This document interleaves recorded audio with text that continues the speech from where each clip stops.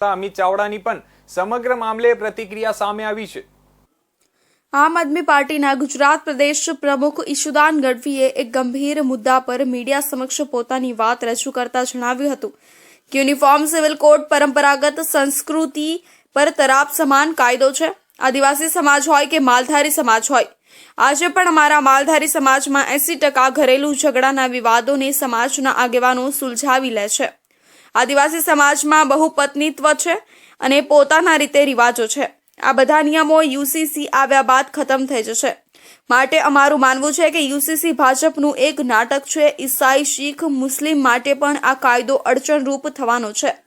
ગુજરાતમાં આદિવાસી સમાજની 27 સીટો છે। જો ગુજરાતમાં યુસીસી લાગુ થશે તો ભાજપમાં 27 સીટો પર ખુશી પણ નહીં શકે।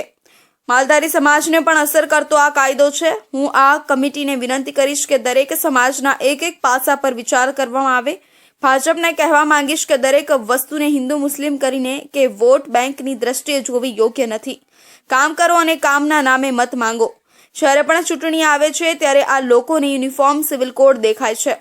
હવે ફેબ્રુઆરી 2026માં મહાનગરપાલિકા ચૂંટણીના સમયે મુખ્યમંત્રી અને ગૃહમંત્રી આ મુદ્દે એક પ્રેસ કોન્ફરન્સ કરશે અને ઓક્ટોબર કે નવેમ્બર 2027માં ફરીથી વિધાનસભા ચૂંટણી પહેલા આ યુસીસીનો મુદ્દો ઉઠાવવામાં આવશે।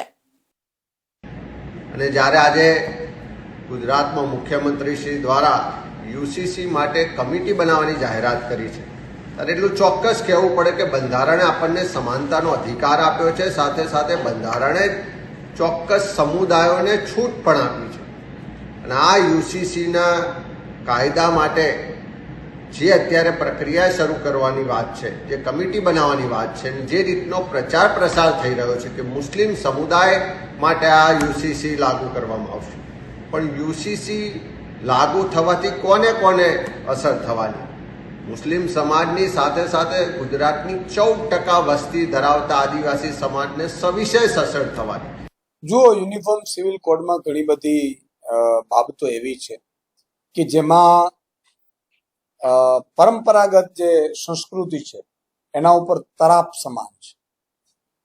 તમે વિચાર કરો, આદિવાસી સમાજની સંસ્કૃતિ હોય, અમારા માલધારી સમાજની સંસ્કૃતિ હોય, આજે પણ અમારા માલધારી સમાજમાં 80% વિવાદ હોય, ઘરેલું ઝઘડા હોય, છૂટાછેડાના કેસ હોય, તો એ અમારા આગેવાનો સુલઝાવી લે છે।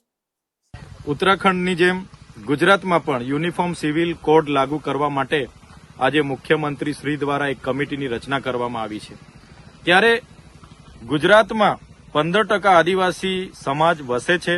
1,45,00,000 જેટલી અહીંની વસ્તી આદિવાસી સમાજની છે, છતાં આ કમિટીમાં એક પણ સભ્ય, એક પણ પ્રતિનિધિ આદિવાસીના સમાવેશ કરવામાં નથી આવ્યો, જે બતાવે છે કે આ સરકાર આદિવાસી વિરોધીની પોતાની છબી ધરાવે છે।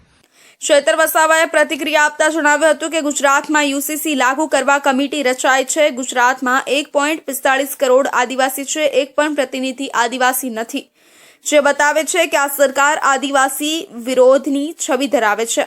યુસીસી લાગુ થવાથી આદિવાસીઓની પરંપરા રૂઢી ચાલી આવે છે તે છીનવાઈ જશે।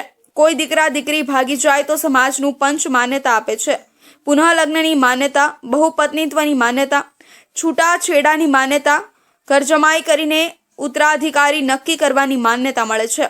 યુસીસી લાગુ કરવાની નષ્ટ થશે। અમને મૌલિક અધિકારો મળ્યા છે તે યુસીસી લાગુ થવાની નષ્ટ થઈ જશે। જળ, જમીન, જંગલ પરના અધિકારો પણ નષ્ટ થઈ જવાના છે। અમે સરકારને કહેવા માંગીએ છીએ કે યુસીસીમાં આદિવાસી સમાજને બહાર રાખવામાં આવે। જો સમાવેશ કરાશે તો અમે આંદોલન કરીશું।